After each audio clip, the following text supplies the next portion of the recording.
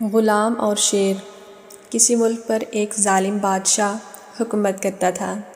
اس زمانے میں انسان جانوروں کی طرح فروخت ہوتے تھے اور غلاموں پر بہت ظلم و ستم ہوتا تھا۔ وہ بادشاہ بھی اپنے غلاموں پر بے حد ظلم کرتا تھا۔ اس کے کئی غلام اس کے ظلم و ستم سے تنگ آ کر بھاگ چکے تھے۔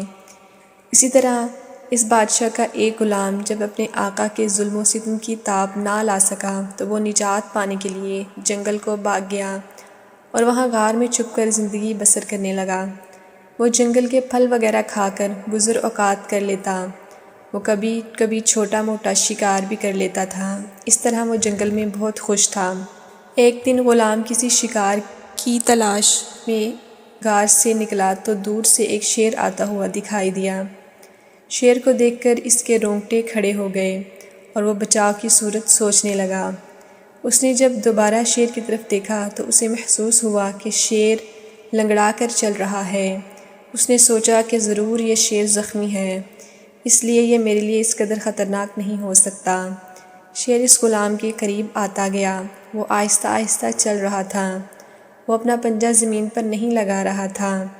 جب شیر غلام کے بالکل قریب آ گیا تو اس نے اپنا پنجہ اوپر اٹھایا، گویا وہ غلام سے کسی مدد کا طلبگار ہو۔ غلام نے شیر کے پنجے کو غور سے دیکھا تو اس میں ایک بڑا سا کانٹا چبھا ہوا تھا۔ غلام سمجھ گیا کہ شیر اسی کانٹے کی وجہ سے درد میں مبتلا ہے، چنانچہ اس نے ہمت سے کام لے کر شیر کے پنجے سے کانٹا نکال دیا۔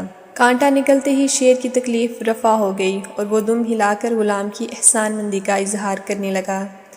کچھ دیر بعد شیر جنگل میں غائب ہو گیا۔ پھر ایسا ہوا کہ اس ظالم بادشاہ کے سپاہی اس مفرور غلام کو ڈھونڈتے ڈھونڈتے ادھر آ نکلے اور وہ اسے پکڑ کر بادشاہ کے پاس لے گئے۔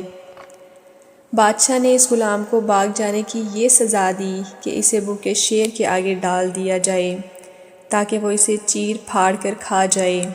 چنانچہ اس بڑے میدان میں بہت سے لوگ اکٹھے ہوئے اور غلام کو بھوکے شیر کے آگے ڈال دیا گیا۔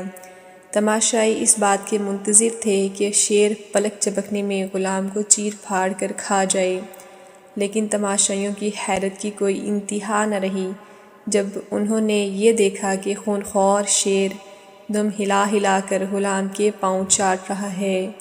اصل میں یہ وہی شیر تھا جس کے پاؤں سے غلام نے جنگل میں کانٹا نکالا تھا۔ شیر غلام کے احسان کا بدلہ چکا رہا تھا۔ یہ عجیب منظر دیکھ کر ظالم بادشاہ بھی متاثر ہوئے بغیر نہ رہا اور اس نے غلام کو معاف کر دیا۔ اخلاقی سبق: احسان کا بدلہ احسان ہوتا ہے اور نیکی کبھی رائیگاں نہیں جاتی۔